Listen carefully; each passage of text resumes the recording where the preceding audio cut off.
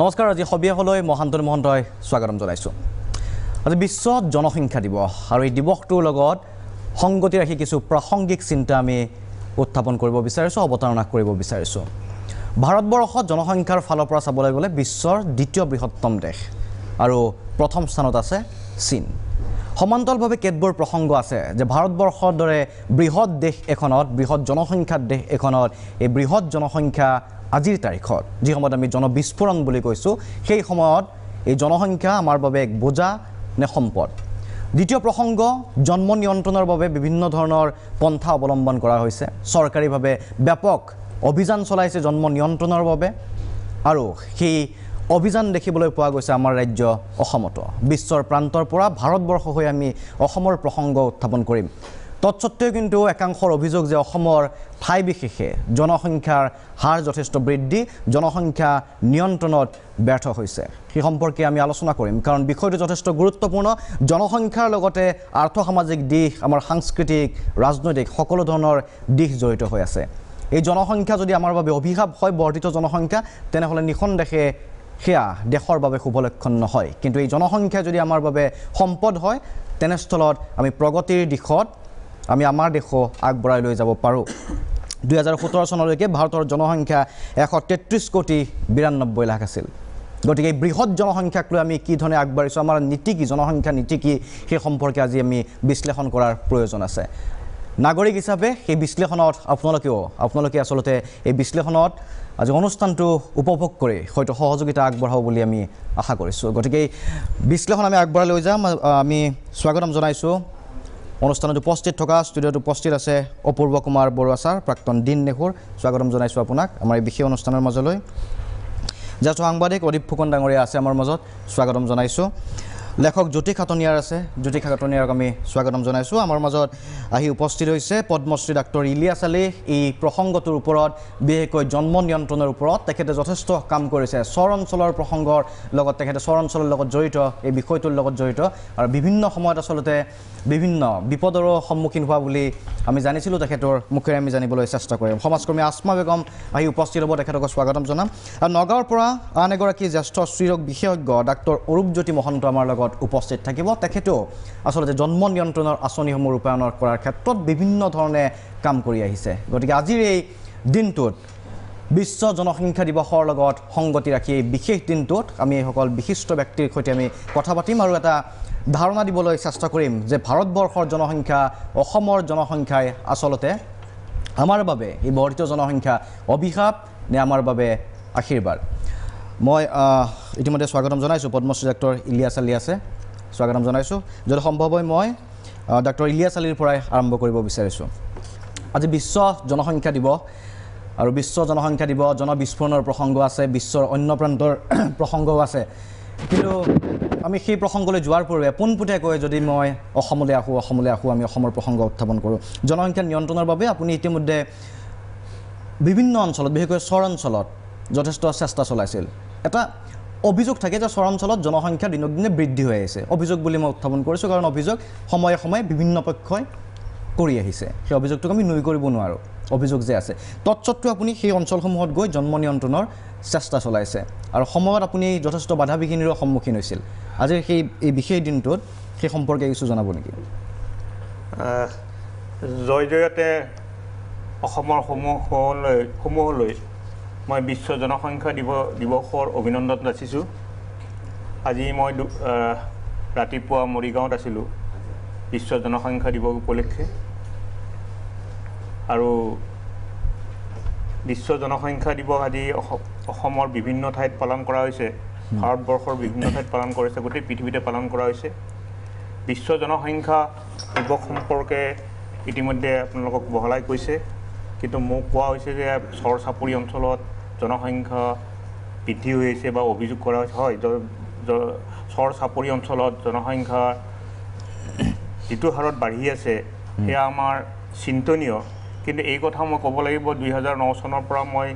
চৰ চাপৰি অঞ্চললৈ গৈছিলোঁ 2009 চনত চৰ চাপৰি অঞ্চলত জনসংখ্যা যিটো গতিত বাঢ়ি আছিল সেই গতি এতিয়া প্ৰতিৰোধিত হৈছে উদাহৰণস্বৰূপে মই এটাই কথা ক'ব বিচাৰিছোঁ ধুবুৰী জিলাত 2009 চনত প্ৰতিগৰাকী মহিলাৰ সন্তানৰ হাৰ আছিল 4.5 প্ৰতিগৰাকী গড়ে ইয়াক প্ৰজনন ক্ষমতা বুলি কয় বা ইংৰাজীত কয় টোটেল ফাৰ্টিলিটি ৰেট এগৰাকী মহিলাৰ জীৱনকালত হোৱা সন্তানৰ পৰিমাণ তাতে 4.5টা আছিল যোৱা বছৰ ভাৰত চৰকাৰৰ তথ্য অনুসৰি এই সংখ্যা নামি গৈ 2.6 হৈছে এয়া সঁচাই আমাৰ কাৰণে সুখবৰ আজি মৰিগাঁও ডিষ্ট্ৰিক্টত আছিলোঁ মৰিগাঁওতো সেই সময়ত প্ৰজনন হাৰ প্ৰায় 3.5 বা 4 আছিলে কিন্তু এতিয়া এই তললৈকে নামিছে 2.6 হৈছে কিন্তু আমাৰ হৈছে অসমৰ দুখন ডিষ্ট্ৰিক্ট এতিয়াও আমাৰ অসমৰ কাম কৰিবলগীয়া আছে সেই ডিষ্ট্ৰিক্ট দুখন হ'ল কৰিমগঞ্জ আৰু হাইলাকান্দিত তাত প্ৰজনন হাৰটো খুবেই বেছি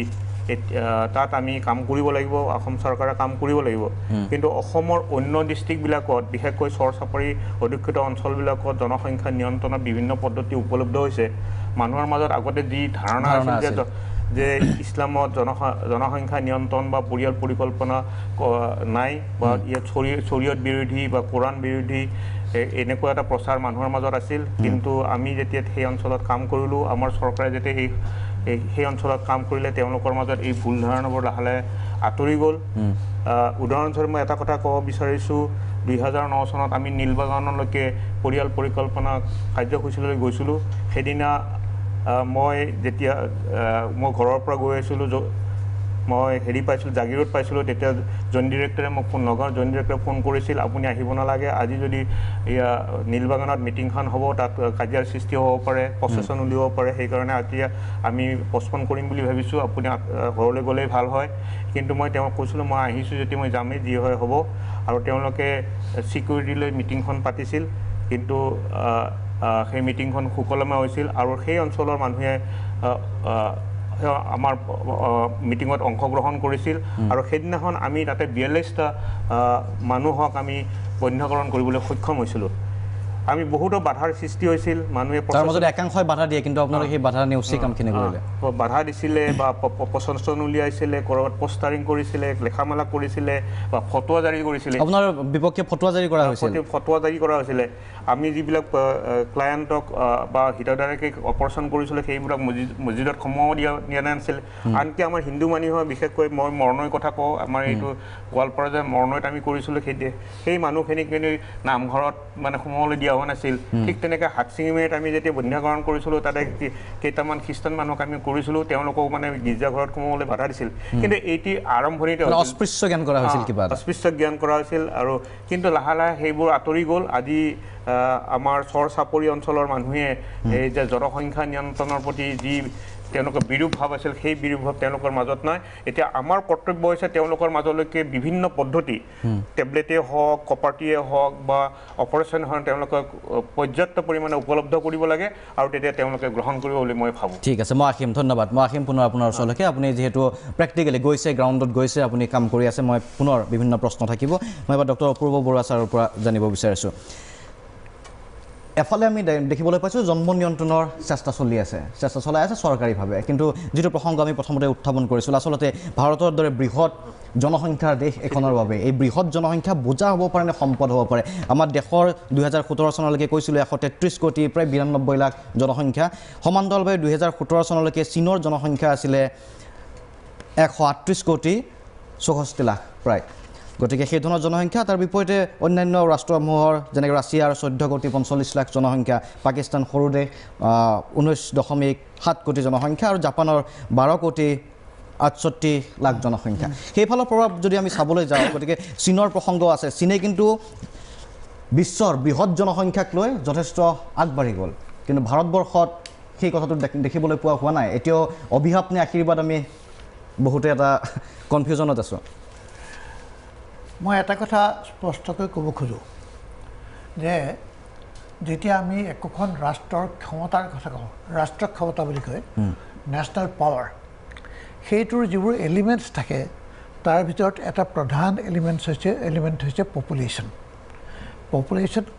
এনেকুৱা এটা বস্তু যিটো আপুনি কামত লগাব পাৰে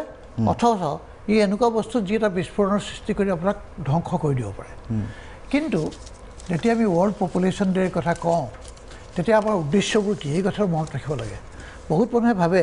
যে কেৱল জনসংখ্যা নিয়ন্ত্ৰণ কৰাটোৱে আমাৰ লক্ষ্য, সেইটো নহয়। এটা কথা ঠিক যে আপোনাৰ যেতিয়া বৃহৎ জনসংখ্যা থাকে, সেই মানুহখিনিক খুৱাই বুৱাই ৰাখিবলৈ, তেওঁলোকক চাবলৈ যিমান ধৰণৰ সম্পদ আপোনাক লাগে, ইমান সম্পদ এখন ৰাষ্ট্ৰই গোটতেই টান হৈ যায়। কিন্তু আমি যদি চাওঁ যে চীনত এনেকুৱা এটা সময় আছিল যে চীনৰ যিসকল জনসংখ্যা যিটো আছিল, সেই বৃহৎ জনসংখ্যাৰ শ্ৰম কামত লগাই তেওঁলোকে কিছুমান অসাধ্য সাধন কৰিছিল। সেইটো ইলিয়াছ আলীয়ে ভালকৈ জানিব। সকলো মানুহে জনা কথা যে হুৱাংহু এনেকুৱা এখন নদী আছিল, ব্ৰহ্মপুত্ৰৰ তুলনাত বহুত বেয়া আছিলে, চকু পানী ওলায় মানুহৰ হুৱাংহুৰ কথা ক'লে, এনেকুৱা নদী আছিলে। সেই নদীখনৰ নিয়ন্ত্ৰণত চীনৰ শ্ৰমিকসকলৰ ভূমিকা আছিল গুৰুত্বপূৰ্ণ। মেনুৱেল পাৱাৰ বুলি আমি যদি কওঁ, মানুহৰ যি শ্ৰম কৰাৰ ক্ষমতা, সেইটো নিয়োগ কৰি তেওঁলোকে নদী নিয়ন্ত্ৰণ কৰিছিল। আমাৰ দেশত তেনেধৰণৰ এটা আগ্ৰহ আমি অতকালে দেখা নাই। আমি অকল এটাই দেখিছিলোঁ যে জনসংখ্যাটো আমাৰ কাৰণে বিপদ, আমি ইয়াৰ পৰা কমাব লাগে। এতিয়া অকণমান সলনি হৈছে, কিন্তু মই এটা কথা কৈ থ'ব খোজোঁ যে আমি যদি পৃথিৱীৰ আটাইতকৈ উন্নত ক্ষমতাশালী ৰাষ্ট্ৰবোৰলৈ চাওঁ, তেতিয়াহ'লে দেখিব যে তেওঁলোকৰ জনসংখ্যাই তেওঁলোকৰ ক্ষমতাত অধিষ্ঠিত কৰাত এটা ডাঙৰ ভূমিকা পালন কৰিছে। আটাইতকৈ গুৰুত্বপূৰ্ণ এইটোত নিদৰ্শন হ'ল আমেৰিকা যুক্তৰাজ্য, যে দ্বিতীয় মহাযুদ্ধৰ পিছৰ পৰা এই দেশখনৰ জনসংখ্যা এনেকৈ বাঢ়িছিল যে তাৰ ফলত কি হৈছে যে ব্ৰিটিছ, ডাচ, ফ্ৰেঞ্চ, জাৰ্মান, মই এইকেইটা বিচাৰি আনিছিলোঁ আজি, আৰু ইটালিয়ান, এই গোটেইবোৰ পপুলেশ্যন লগালে যিমান হ'ব তাতকৈ আমেৰিকাৰ জনসংখ্যা আজি বেছি। অথচ সেই সময়ত ফ্ৰান্সৰ, অকল ফ্ৰান্স যি জনসংখ্যা আছিল, তাতকৈ আমেৰিকাৰ জনসংখ্যা কম আছিল। এতিয়া বহুত মানুহে এইটো কথা দেখুৱাইছে যে ডেম'গ্ৰাফিক ষ্টাডি যিসকলে কৰে তেওঁলোকে দেখুৱাইছে যে আমেৰিকাই নিজৰ জনসংখ্যাটো এটা বিশেষ পৰ্যায়ত লৈ গৈ থাকিব পৰাৰ কাৰণে ৰাষ্ট্ৰখনৰ ক্ষমতা বঢ়াত সহায় হৈছিল। কেনেকৈ? কাৰণ যি জনসংখ্যা তেওঁলোকৰ আছিল সেইটোক দক্ষ জনসংখ্যাত পৰিণত কৰিছিল, স্কিল। কিন্তু সেইটো এটা বুজাও হ'ব পাৰে যদি আপুনি তেওঁ স্কিল নকৰে। তাতোতকৈ ডাঙৰ কথা হ'ল যে ইলিয়াছ আলী ডাঙৰীয়াই ঠিক কথা কৈছে যে হয়, এইটো মানুহৰ মাজত ধাৰণা আছে যে ইছলামত এইটো হয়, এইটো কোৰাণৰ পৰিপন্থী, এইবোৰ ধাৰণাও কিছুমান জনসংখ্যা নিয়ন্ত্ৰণৰ কথা তাই আহে। একেই কথা কেথলিকসকলৰ কথাও আমি জানো, কাৰণ আমাৰ সমাজত মই এইকাৰণে এইটো কৈছোঁ, আমাৰ সমাজত এই এনেকুৱা হৈছে যত দোষ নন্দ ঘোষ, আপুনি গৈ ইছলাম কৰিব, সেইটো নহয়। অকল আমি বুজা উচিত যে খ্ৰীষ্টানসকলৰ মাজতো এনেকুৱা মানুহ আছে, সাংঘাতিক এনেকুৱা এটা ভয়ংকৰ তেওঁলোকৰ ডিচিশ্যন লৈ লয় যে অতি ভয় লগা কথা। কিন্তু চমুকৈ ক'বলৈ গ'লে আমি যদি অবজেক্টিভৰ পৰা চাওঁ, মোৰ পক্ষৰ পৰা মই আজি অন্ততঃ এটা কথাত জোৰ দিম যে আমি যেতিয়া এইটো ৱৰ্ল্ড পপুলেশ্যন ডে চেলিব্ৰেট কৰোঁ, তাৰ এটা মেজৰ অবজেক্টিভ আজি কি? সেইটো হৈছে educate people to remove gender stereotypes from society. আমাৰ যে মাইকী মানুহৰ এক ধৰণৰ কাম, মতা মানুহৰ এক ধৰণৰ কাম, এইটো কৰাৰ ফলত কি হৈছে যে দেশৰ এটা সংখ্যাৰ পপুলেশ্যন সক্ষম হ'লেও, দক্ষ হ'লেও তেওঁলোক কামলৈ আহিব নোৱাৰিছে। দ্বিতীয়তে আৰু এটা অবজেক্টিভ আছিল, এইটোৱে মই শেষ কৰিব খুজিম, যে প্ৰাইমেৰী শিক্ষা যিটো, সেইটোত অন্ততঃ ল'ৰা ছোৱালী দুয়োটাই সমান অধিকাৰ পাব লাগে। আমাৰ দেশত সংবিধানে সমান অধিকাৰ দিছে, কিন্তু আমি জানো শেহতীয়া পৰিসংখ্যাই দেখুৱাইছে যে আমাৰ ভালেমান ছোৱালী স্কুললৈ যোৱাৰ পিছতো তেওঁলোকক আঁতৰাই অনা হয়। কেলৈ? যে ঘৰত তেওঁলোকে কেঁচুৱা চাব লাগিব, ৰন্ধাত সহায় কৰিব লাগিব, নহ'লে মাক বাপেকক পথাৰত সহায় কৰি দিবলৈ। আমি যেতিয়ালৈকে এইটো বন্ধ কৰিব নোৱাৰোঁ, তেতিয়ালৈকে মই ভাবোঁ ভাৰতবৰ্ষত জনসংখ্যা এটা সম্পদ নহ'ব, এটা বোজা হৈ ৰ'ব। কিন্তু ইয়াৰ পৰা অভাৰকাম কৰাৰ উপায় আছে, সেই সমাধান সূত্ৰও আমি নিশ্চয় বিচাৰিবলৈ চেষ্টা কৰিম।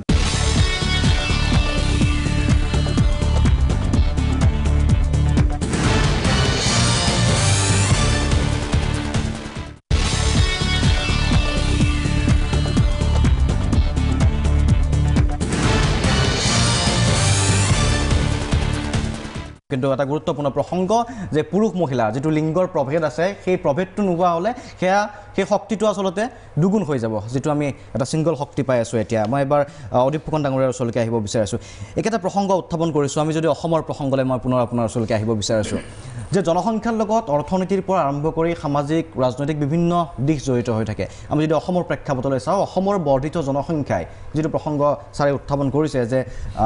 সম্পদ হোৱাৰ সম্ভাৱনাও আছে, কিন্তু এই মুহূৰ্তত বাস্তৱ ক্ষেত্ৰলৈ মন কৰিলে আপোনাৰ কি লাগে? অসমৰ বৰ্ধিত জনসংখ্যা এই মুহূৰ্তত আমাৰ বাবে এতিয়া সম্পদ হৈ পৰিছে নে বোজা হৈ পৰিছে? নিয়ন্ত্ৰণ কৰাটো প্ৰয়োজন আছে নে নাই? প্ৰথম কথা যদি অসমৰ ক্ষেত্ৰত আমি যদি চাওঁ, বহু কাৰণ আছে। কিন্তু এই গোটেই কথাটো যদি যোৱা 100 বছৰৰ কিছু তথ্য যদি আমি উত্থাপন কৰিব বিচাৰোঁ, দেখিম যে 1901 চনত ভাৰতবৰ্ষত 23,84,00,000 মানুহ আছিলে। তাৰপিছত 2001 চনত 100 বছৰৰ পিছত 331% বৃদ্ধি হৈ 102 কোটি হ'ল। অসমৰ ক্ষেত্ৰত 1901 চনত 33 লাখ মানুহ আছিলে আৰু 100 বছৰৰ পিছত 706% বৃদ্ধি হৈ 2,66,00,000 হ'ল। ভাৰতবৰ্ষত 331% বৃদ্ধি হ'ল আৰু অসমত কিন্তু 706% বৃদ্ধি। সেইটো এটা ভয়ংকৰ বিষয়। গতিকে এই 100 বছৰত 375% যে বৃদ্ধি হ'ল, সেই কথালৈ কিন্তু ভাৰতবৰ্ষত হওক বা অসমত হওক যিধৰণে এনালাইচিছ হ'ব লাগিছিল চৰকাৰী পক্ষ বা সংশ্লিষ্টসকলে কোনো ধৰণৰ নকৰিলে। এই ক্ষেত্ৰত আমি সকলোৱে ভাবিলোঁ যে বা বাহিৰৰ পৰা মানুহ আহিছে, সেইকাৰণে পপুলেশ্যন বাঢ়িছে। গতিকে সেই ক্ষেত্ৰত এটা মুভমেণ্ট হ'ল। গতিকে মুভমেণ্ট হ'ল, মানে শক্তিশালী মুভমেণ্ট এটা হ'ল অসম আন্দোলন। তাৰ আগতে সৰু সুৰা বিভিন্ন প্ৰতিবাদ আহিছিলে, কিন্তু সেই কথাটোৰ ওপৰত আজিৰ দিনটোলৈকে কিন্তু এইটো উপলব্ধি কৰা নহ'ল। তাৰ ফলত আমি যদি চাওঁ যে 1901 চনত আমি যদি চাওঁ যে যিটো ইকনমিক এংগলত আমি যদি চাওঁ যে ঘনত্ব যে 1 বৰ্গ কিলোমিটাৰত কিমান মানুহ আছে, আৰু সেইটো ক্ষেত্ৰত যে 1901 চনত অসমত 42জন মানুহ আছিলে, ভাৰতবৰ্ষত 77জন মানুহ আছিলে। এই কথাটো যে চাব, 1951 চনত অসমৰ বাঢ়ি গ'ল 102জন প্ৰতি বৰ্গ কিলোমিটাৰত, ভাৰতবৰ্ষত 117জন। 1971 চন বাংলাদেশ স্বাধীন, অসমত বাঢ়ি গ'ল 186, ভাৰতবৰ্ষত কমি গ'ল 177। তাৰমানে 71 চনৰ পৰা কথাটো বেলেগ হ'ল। ঠিক একেদৰে আজিৰ দিনটোত 1911 চনত চেঞ্চাছৰ মতে 394জন অসমত, ভাৰতবৰ্ষত 368জন অসমত। এতিয়া এই গোটেই কথাখিনি স্পষ্ট কৰে যে প্ৰব্ৰজন এটা অন্যতম বিষয়,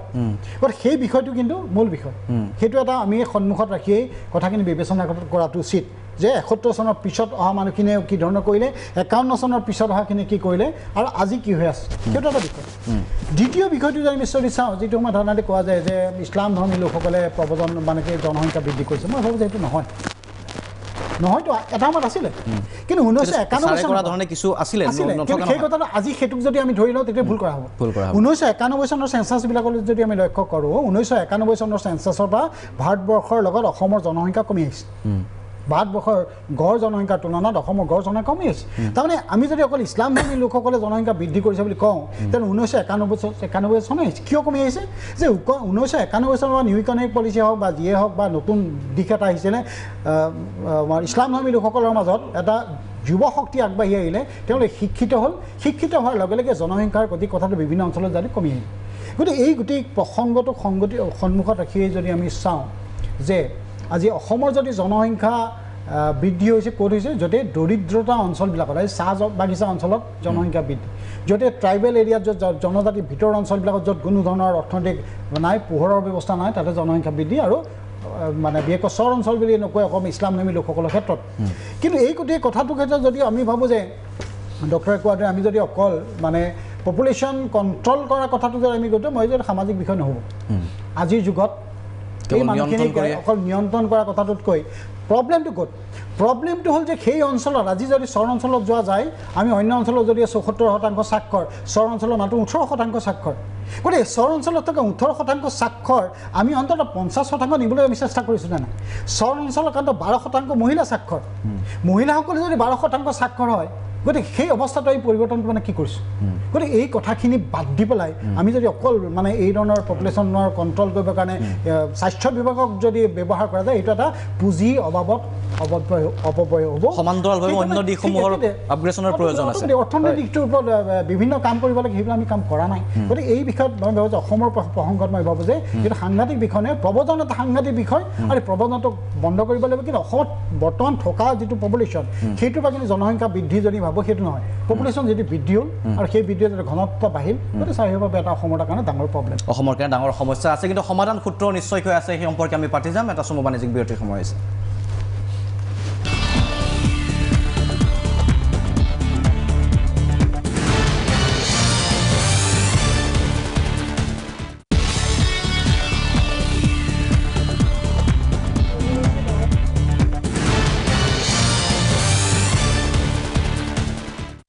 উপদেশ অনুষ্ঠানৰ পৰৱৰ্তী অংশত আমি কথা পাতি আছোঁ জনসংখ্যা দিৱসত জনসংখ্যা নিয়ন্ত্ৰণ সম্পৰ্কে আৰু এই জনসংখ্যা আমাৰ বাবে অভিশাপ নে আশীৰ্বাদ বোজা নে আচলতে সম্পদ এই সম্পৰ্কে আমি কথা পাতিম বিভিন্ন প্ৰসংগ আছে মই ষ্টুডিঅ'ৰ মজিয়ালৈ আহিম কিন্তু তাৰ পূৰ্বে যাব বিচাৰিছোঁ নগাঁৱৰ পৰা জ্যেষ্ঠ স্ত্ৰীৰোগ বিশেষজ্ঞ ডাক্তৰ অৰূপজ্যোতি মহন্ত আছে আমাৰ সৈতে মহন্ত ডাঙৰীয়া আপোনাক স্বাগতম জনাইছোঁ আৰু অভিনন্দন জ্ঞাপন কৰিছোঁ বিশ্ব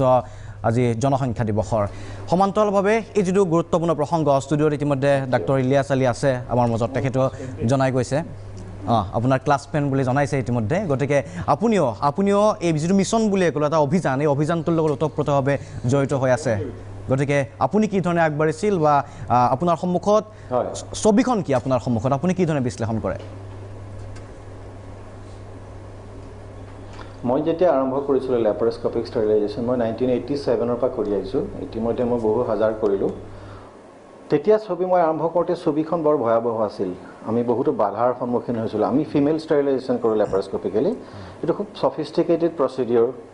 বিশেষ কষ্ট নহয় মহিলাগৰাকী একেদিনাই 2 ঘণ্টামান থাকি গুচি যাব পাৰে কিন্তু আমি প্ৰথম অৱস্থাত বাধা পাইছিলোঁ কিছু সংখ্যক লোকৰ পৰা বিশেষ কাৰণত বাধা পাইছিলোঁ কিন্তু বৰ্তমান ক্ৰমান্বয়ে যেতিয়া আমি আগবাঢ়ি গ'লোঁ আমাৰ যেতিয়া মবিলাইজেশ্যনবিলাক বেছি ভাল হ'ল আমি ৰাইজক বুজাবলৈ যেতিয়া আমি সক্ষম হ'লোঁ তেতিয়া এতিয়া আগবাঢ়ি আহে আমি নকলেও নিজে আগবাঢ়ি আহিছে আৰু এতিয়া স্পষ্ট এখন ছবি দেখা পাইছোঁ এখন ভাল ছবি দেখা পাইছোঁ আৰু এটা বা দুটা সন্তানৰ পিছতে এতিয়া ষ্টেৰিলাইজেশ্যনৰ কাৰণে মই বিশেষকৈ মই যিহেতু ফিমেল ষ্টেৰিলাইজেশ্যন কৰোঁ ফিমেল ষ্টেৰিলাইজেশ্যনৰ কাৰণে আজিও মই এটা তেনেকুৱা সংখ্যালঘু এৰিয়াত মই কৰি আহিছোঁ এইকেইদিন মই কৰি আছোঁ 30-40-50লৈকে মই প্ৰতিদিনে কৰি আহি আছোঁ আৰু ৰাইজৰ যিটো স্বতঃস্ফূৰ্ত সঁহাৰি সেইটো দেখি যথেষ্ট আশাপ্ৰদ আৰু ভৱিষ্যতটো ভাল হ'ব বুলি মই ভাবিছোঁ কাৰণ জনসংখ্যা বিস্ফোৰণে যথেষ্ট আমাক অপায় অমংগলৰ সৃষ্টি কৰিছে আহুকালৰ সৃষ্টি কৰিছে আমি যদি এনেদৰে আগবাঢ়ি পেলাই আমি যদি জনসংখ্যা নিয়ন্ত্ৰণত কিছু সহায় কৰিব পাৰোঁ ইতিমধ্যে জনসংখ্যা মাতৃ মৃত্যুৰ হাৰো যথেষ্ট আমাৰ ইয়াত বেছি ভাৰতবৰ্ষতেই বেছি বিশ্বৰ অন্যান্য আগবঢ়া ৰাজ্য বা ৰাষ্ট্ৰৰ তুলনাত আমাৰ অসমত তাতোকেও বেছি কিন্তু আমি ক্ৰমান্বয়ে আগুৱাই গৈ আছোঁ আৰু আমি অদূৰ ভৱিষ্যতে ছাকচেছফুল হ'ম বুলি ভাবিছোঁ ঠিক আছে ধন্যবাদ জ্ঞাপন কৰিছোঁ মই পুনৰ ৰাখিম আপোনাৰ ওচৰলৈকে বিভিন্ন প্ৰসংগ আপুনি উত্থাপন কৰিছে মই জ্যোতি খাটনীয়া ডাঙৰীয়া আপোনাৰ ওচৰলৈকে আহিব বিচাৰিছোঁ আমি সামাজিক অৰ্থনৈতিক প্ৰেক্ষাপটলৈ ঘূৰি আহিব বিচাৰিছোঁ অসমৰ প্ৰসংগ আপুনি কি ধৰণে বিশ্লেষণ কৰে অসমৰ বৰ্ধিত জনসংখ্যাৰ কথা কৈছোঁ আৰু অসমতো জন্ম নিয়ন্ত্ৰণৰ যি ইতিমধ্যে উল্লেখ কৰিছে ডাক্তৰ ইলিয়াছ আলীয়ে বা অৰূপজ্যোতি মহন্ত ডাঙৰীয়াই যে তেখেতসকলে চেষ্টা কৰিছে চৰকাৰী যিটো মিছন আছে অভিযান আছে এই অভিযানৰ অংশ হিচাপে জন্ম নিয়ন্ত্ৰণৰ চেষ্টা চলাই গৈছে কিন্তু অসমৰ বৰ্ধিত জনসংখ্যাই বৰ্তমান আপোনাৰ দৃষ্টিত কি ধৰণে প্ৰভাৱ পেলাইছে অসমৰ জনসংখ্যাৰ ক্ষেত্ৰত কেইবাটাও কথা আহিব প্ৰথম কথাটো হ'ল অসম এখন খুব ক্ষুদ্ৰ শক্তিৰ ৰাষ্ট্ৰ বা ৰাজ্য এনেকুৱা এখন ৰাজ্যত জনসংখ্যাটো আমাক যথেষ্ট পৰিমাণে কিছুমান কথাত লগা হয় কিছুমান কথাত আমাক সি এটা বিপদৰ সৃষ্টি কৰে আৰু বিপদৰ সৃষ্টি কৰে কাৰণে জনসংখ্যা নিয়ন্ত্ৰণৰ কাৰণে ডক্টৰ ইলিয়াছ আলীৰ দৰে লোকে ইমান যন্ত্ৰণা এইবিলাক মানসিক কষ্ট তেওঁলোকে কি এনেকুৱা ধৰণৰ কষ্ট অনুভৱ কৰে সেইবিলাক এটা সময়ত তেখেতে ৰাজহুৱাভাৱে ব্যক্ত কৰিছে গতিকে আমি জানো গতিকে সেই ধৰণৰ পৰিস্থিতিৰ মাজত জনসংখ্যা নিয়ন্ত্ৰণৰ চেষ্টা কৰা হয় আৰু জনসংখ্যাটোৰ ক্ষেত্ৰত অলপ কিছুমান কথা আমি বহলাই চাব লগা হয় জনসংখ্যাৰ এটা সমস্যাৰ সৃষ্টি কৰে কি যে ই উন্নয়নৰ সব সুফল কাহিনী আপুনি সৰু এটা উদাহৰণ চাব একেবাৰে সৰু সাধাৰণ উদাহৰণ এটা এখন বিদ্যালয়ত এটা শ্ৰেণীকোঠাত 45জন বা 40জন ছাত্ৰ আছে আৰু এজন শিক্ষকেই গোটেই ছাত্ৰ ছাত্ৰীখিনিক পঢ়ুৱাব লগা হৈছে বিভিন্ন সময়ত তাৰ মানে কি হৈছে তাৰ মানে ৰাষ্ট্ৰই আৰু বেছি শিক্ষক দিব পৰা দৰমহা দিব পৰা সুবিধা দিব পৰা শক্তিটো নাই জনসংখ্যা বাঢ়িছে ছাত্ৰ ছাত্ৰীৰ সংখ্যা বাঢ়ি গৈছে কিন্তু শিক্ষকৰ সুবিধাটো ৰাষ্ট্ৰই বহন কৰিব পৰা নাই আৰু এতিয়া উন্নয়নৰ বস্তুটো এনেকুৱা ধৰণৰ উন্নয়নৰ কথাটো হৈছে সদায় এটা আৰ্হিমূলক বা ধাৰণামূলক আমাৰ স্বাধীনতাৰ পিছত এটা সমাজবাদী উন্নয়নৰ ধাৰণা আছে তেতিয়া ৰাষ্ট্ৰই বিভিন্ন ঠাইত বিনিয়োগ কৰিছিল তাৰপিছত 91 চনৰ পিছত এটা বেলেগ পৰিস্থিতি হ'ল ৰাষ্ট্ৰই বিনিয়োগটো সংকোচ কৰি আনিলে সংকোচ কৰি অনাৰ লগে লগে আমি যিবোৰ সাধাৰণ মানুহ সেই মানুহবোৰে আমি বেছি চাফাৰ কৰিবলৈ আৰম্ভ কৰিলোঁ সমস্যাটো কিন্তু আমাৰ নিচিনা মানুহৰ হ'ল যিবোৰ আপোনাৰ বৃহৎ পুঁজিপতি বা তেওঁলোকৰ কিন্তু একো সমস্যা নহ'ল তেওঁলোকে খুব কৌশলেৰে পুঁজিটো নিজৰ নিয়ন্ত্ৰণলৈ লৈ গ'ল গতিকে জনসংখ্যা যিটো বস্তু সেই কথাটোৰ প্ৰথম কথাটো হৈছে এইটো এটা সম্পদ জনসংখ্যা নাথাকিলে নহ'ব কিন্তু ভাৰতৰ দৰে দেশৰ যিটো জনসংখ্যা আছে ইয়াত যদি আপুনি এখন উন্নয়ন মানে শিল এখন ৰাষ্ট্ৰ বা খুব উন্নত ধৰণৰ ৰাষ্ট্ৰ এখনৰ কথা ভাবে তেনেহ'লে সমগ্ৰ এছিয়াৰ যিমান ৰিচোৰ্চ সিমান অকল ভাৰতৰ মানুহকে লাগিব যদি আমেৰিকা বা প্ৰতিজন যদি নাগৰিকে বিচাৰে তেনেহ'লে এছিয়াৰ যিমান সম্পদ আছে সমগ্ৰ এছিয়া মহাদেশৰ সম্পদ অকল ভাৰতৰ মানুহে পাব পৰা ব্যৱস্থা কৰিলেহে ইয়াক উন্নয়নৰ পৰ্যায়লৈ নিব লাগিব সেইটো কাৰণে ডক্টৰ ইলিয়াছ আলীৰ দৰে বা নগাঁৱৰ যিজন বিশিষ্ট চিকিৎসকৰ কথা ক'লে তেওঁলোকৰ দৰে ব্যক্তিৰ এটা বিশেষ ভূমিকা থাকে কাৰণ তেওঁলোকে এনেকুৱা অঞ্চললৈ যায় য'ত আমি যাব নোৱাৰোঁ আৰু জনসংখ্যা নিয়ন্ত্ৰণটো এটা প্ৰেক্টিকেল ষ্টেপছ সেইটো মানে প্ৰেক্টিকেলি কৰিব লাগিব আমিতো ক'বহে পাৰোঁ আৰু একে সময়তে জনসংখ্যা নিয়ন্ত্ৰণটো যে অকল স্বাস্থ্য বিভাগেই কৰিব নহয় সেইটো এটা শিক্ষাৰ লগত সম্পৰ্ক আছে গতিকে এতিয়া আপুনি এটা সময়ত অৰ্থনীতিৰ বেলেগ ধাৰণা আছিল এতিয়াৰ মূল উন্নয়নৰ ধাৰণাটো হৈছে যে এইটো নলেজ কেপিটেল আমাক মানে জ্ঞানটো লাগিব আৰু এতিয়াৰ অৰ্থনীতিটো ডমিনেটেড বাই নলেজ কেপিটেল নলেজটো কি স্তৰৰ হ'ব সেইটো আপুনি বহুত ধৰণৰ ফেক্টৰে নিৰ্ভৰ কৰিব ইয়াৰ পুঁজিৰ আবণ্টনৰ ওপৰত নিৰ্ভৰ কৰিব ৰাষ্ট্ৰৰ কিমান দায়বদ্ধতা আছে সাধাৰণ নাগৰিকৰ প্ৰতি তেওঁলোকে আমাৰ প্ৰতি দায়বদ্ধ হয় নে মুষ্টিমেয় যিবিলাক ধনিক শ্ৰেণীৰ প্ৰতি দায়বদ্ধ হয় গতিকে এনেকুৱা ধৰণৰ নতুন শিক্ষানীতিৰ ক্ষেত্ৰত আপুনি দেখিছে যে শিক্ষানীতিটো এনেকুৱা এটা ঢলি শিক্ষানীতি হৈছে যে এই শিক্ষানীতিৰ পৰা ওলাই মানুহবোৰে কি কাম কৰিব স্কিল মানে যদি আপুনি মোবাইল ফোন ৰিপেয়াৰ কৰাটো মানুহ এজনৰ জীৱনৰ উদ্দেশ্য বা স্কিল বুলি ভাবে তে সেই স্কিলটো লাইফ স্কিল হয় নে নহয় এনেকুৱা ধৰণৰ কথা থাকিব গতিকে জনসংখ্যাটো এটা স্পৰ্শকাতৰ বিষয় ধন্যবাদ জ্ঞাপন কৰিছোঁ মই এবাৰ আসমা বেগম আপোনাৰ ওচৰলৈকে আহিব বিচাৰিছোঁ এটা গুৰুত্বপূৰ্ণ প্ৰসংগ আজিৰ তাৰিখত জনসংখ্যা নিয়ন্ত্ৰণ বা জনসংখ্যা সম্পদ বা বোজাৰ পৰা সম্পদ কৰিব লাগিলেও কিন্তু এটা পৰ্যায় আছে একেদিনাই বা আজিৰ পৰ্যায়ত বোজাৰ পৰা সম্পদ হৈ নুঠিব গতিকে আপোনাৰ দৃষ্টিত কি জনসংখ্যা অবভিয়াছলি জনসংখ্যা যোনটো বৃদ্ধি এতিয়া হৈ আছে এইটো এটা আগলৈ আমাৰ ধৰক 10-15 বছৰত যদি এইটো গতিত চলি থাকে এটা বিস্ফোৰক আমি যেনেকৈ আজি পৰিৱেশৰ এটা হেৰি চাই গৈ আছোঁ যে পৰিৱেশ নিয়ন্ত্ৰণ আমি কৰিব লাগে আমাৰ গ্ল'বেল ৱাৰ্মিং টাইপৰ এইটোৱে আমাৰ হিউমেন যোনটো আপোনাৰ এতিয়া জনসংখ্যা বৃদ্ধি হৈ গৈছে তেনেকুৱা এটা আমাৰ পৰ্যায় আহিব পাৰে কিন্তু মোৰ আগৰ বক্তাসকলে বা ইলিয়াছ দাই হওক বা অদীপ দাই হওক বা ছাৰে যেনেকৈ কৈছে বস্তুটো বুজাই দিছে তাতে এডুকেশ্যনৰ এটা প্ৰভাৱ এটা পৰে এডুকেশ্যনৰ প্ৰভাৱ এটা কৰে তাৰপিছত আপোনাৰ কি হয় আমাৰ কিছুমান অসমৰ প্ৰেক্ষাপটত বিশেষকৈ মহিলাৰ শিক্ষাৰ হাৰ যথেষ্ট কম হোৱাটো অন্যতম কাৰণ একজেক্টলি মই এতিয়া ছাৰে বহুত জেগাত এনেকৈ নিজে ভিতৰুৱা গাঁৱত গৈছে এতিয়া তেওঁলোকে কৈছে যে এডুকেশ্যনৰ হেৰি হৈছে ডেফিনেটলি এডুকেশ্যন লাগে আমাক কিন্তু কিছুমান গাঁওবোৰত আপুনি চাওক কিছুমান সুবিধাৰ অভাৱ একেবাৰে চহৰ অঞ্চলত আপুনি যাওক সুবিধাৰ অভাৱ আজি আমি চহৰত আছোঁ চহৰত থাকিলে আমাৰ মন বেয়া থাকিলে আমি ফ্ৰেণ্ডছৰ লগত আমি ক'ৰবাত কফি খাব যাওঁ চাহ খাব যাওঁ বা ফেমিলি গেট টুগেডাৰ এটা যাওঁ গাঁৱত কি হয় তেনেকুৱা সেই পৰিৱেশটো নাই এতিয়াও বহুত জেগাত চাকি আছে চাকি থাকিলে কি হয় চাকিৰ ৰুমালে আন্ধাৰ হৈ গ'ল সিহঁতৰ আৰু কোনো এণ্টাৰটেইনমেণ্টৰ কোনো ব্যৱস্থা নাথাকে তেতিয়া কি হয় sex is the ultimate solution for the আপোনাৰ এণ্টাৰটেইনমেণ্টৰ তেতিয়া তেওঁলোকৰ যিহেতু শিক্ষা নাই তেওঁলোকে সেই বস্তুটো ছেক্সক এনেকুৱা এটা এণ্টাৰটেইনমেণ্ট হিচাপে লৈ লয় তাৰ পিছৰ পৰ্যায়টোত যে তেওঁলোকে আকৌ গৈ পেলাই কনচিভ কৰিব হেৰি কৰিব সিহঁতে সেইটো নামানে বিকজ আজি আমি আমাক নিজকে আমি ডাইভাৰ্ট জন্ম নিয়ন্ত্ৰক সম্পৰ্কেও অৱগত হয় তাৰপিছতো হয় এতিয়া ধৰক আমি যোনটো আমি জানো এতিয়া এডুকেটেড হয় আমি হেৰি জানো ইয়াৰ পিছত ইয়াৰ পৰ্যায় কি হ'ব we can divert all this things ধৰক আমি পাৰ্টি হওক বা কিবা চিনেমা হওক বা ফ্ৰেণ্ডছৰ লগত আমি কথা পাতোঁ গাঁৱৰ অঞ্চলত কথা পতাটো এটা বহুত ডাঙৰ লাজ আজি আপুনি এনেকৈ লাজ কৰিব নোৱাৰে দাদাই বহুত ফেচ কৰিছে তেনেকৈ হ'ব বৃদ্ধকৰণ কৰিব যাওঁতে চ' এনেকুৱা কিছুমান পৰ্যায় আহি পৰে গতিকে আমি খালি এইটো ক'লেই নহ'ব যে বৃদ্ধকৰণ কৰিলেই যে হ'ব সেইটো নাই আমি যদি এইটো কওঁ যে এডুকেটেড কৰিব লাগিব সেইটো নহয় আচল প্ৰব্লেমটো ক'ত আছে আমি সেইটো বাছি উলিয়াব লাগিব আমি চহৰৰ পৰা গাঁৱলৈ যাব লাগিব গাঁৱৰ পৰা আৰু ভিতৰৰ গাঁৱলৈ যাব লাগিব য'ত শিক্ষাৰ পোহৰ নাই বা এনেকুৱা ধৰণৰ পোহৰ যোনটো নাই আমাৰ যোনখিনি সুবিধা পাব লাগে চৰকাৰৰ সেই বস্তুটোৰ পোহৰ নাই তাতে আপুনি চাব জনসংখ্যাৰ বৃদ্ধিটো বেছি হৈছে আৰু এটা মানে কি ধৰ্মীয় গোৰামী এটা আছে য'ত শিক্ষা নাই ধৰ্মীয় গোৰামী এটা আৰু কেতিয়াবা শিক্ষিত হৈও কিন্তু ধৰ্মীয় গোৰামী থাকে ওদালগুৰি ঘটনাটো কথাবোৰে প্ৰমাণ কৰিছে গতিকে আমি খালি এইটো বুলি কৈ পেলাই থাকিলে নহ'ব যে আমি পপুলেশ্যন কণ্ট্ৰল কৰিব লাগিব আমি এডুকেটেড কৰিব লাগিব এইটো দি নহয় আমি কিছুমান চৰকাৰৰ পিনৰ পৰাও কিছুমান এটা যেনেকৈ আমি ধৰক এতিয়া ধৰক ট্ৰিপুল তালাকৰ নিচিনা এটা বস্তু কণ্ট্ৰল কৰি লৈছে তেনেকুৱা এটা কৰিব লাগে যে দুটাৰ পিছত যদি আৰু এটা সন্তান হয় চৰকাৰী সুবিধাখিনি নাপায় যেনেকৈ আমাৰ মাননীয় স্বাস্থ্যমন্ত্ৰীয়ে যাৰ প্ৰতি এতিয়া আকৌ হেৰি কৰি আছে চ' ডেট কাইণ্ড অফ থিং যদি আমি আৰম্ভ কৰোঁ যে চৰকাৰ কঠোৰ হোৱাটো বিচাৰে আপুনি চৰকাৰেও মানে মানে এই বস্তুটো মই কঠোৰ বুলি নহয় তেওঁলোকে এটা মেছেজ পাছ কৰক যে আপোনালোকে এইটো যদি এনেকৈ কৰে আগলৈ আপোনালোকে এই সুবিধাখিনি নাপাওঁ আজি ঠিক আছে ডক্টৰ ইলিয়াছ আলী মই একে প্ৰসংগতে আপোনাৰ পৰা জানিব বিচাৰিছোঁ আপুনিতো সেই অঞ্চলসমূহত গৈছে তেখেতে যিটো কথা উত্থাপন কৰিছে চৰকাৰৰ সেই ধৰণৰ যিটো শেহতীয়া ঘোষণা তেখেতে উত্থাপন কৰিছে যে দুগৰাকী সন্তানতকৈ অধিক হ'লে চৰকাৰী সুবিধাৰ পৰা বঞ্চিত কিমান দূৰ প্ৰভাৱিত কৰে সেই মই এইখিনিতে ক'ব গৈছোঁ মই নিজেই পপুলেশ্যন পলিচি যিখন আমি বনাইছোঁ আৰু পপুলেশ্যন পলিচিখনত আমি কিছুমান কথা উল্লেখ কৰিছিলোঁ উদাহৰণস্বৰূপে এতিয়া যোৱা বছৰ আমাৰ ইয়াত বা